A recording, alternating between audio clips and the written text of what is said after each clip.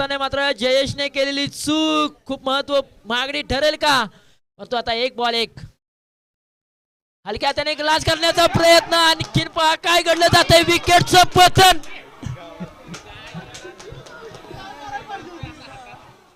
हो काळ कसोटीचा होता परंतु काळाला सांगा वारसा संघर्षाचा आहे.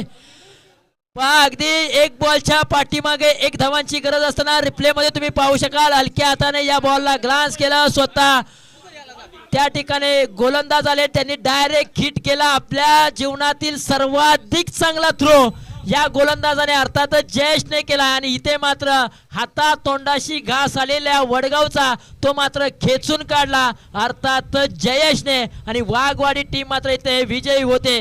विजयी संघाचं हार्दिक हार्दिक अभिनंदन. हार्ड लक बॅड लक टीम वडगाव संघ तुमच्या संघर्षाला आमचा सलाम आहे. एका टीमने जरी मॅच जिंकली असली तरी दुसऱ्या टीमने मात्र अगदी प्रेक्षकांची मन जिंकलेली आहेत. जिद्द म्हणजे युद्ध असतं आणि ते पण नशिबाविरुद्ध. मित्रांनो खेळाडू म्हणून या दोन्ही टीम साठी एकदा जोरदार टाळ्या होऊन जाऊ द्या.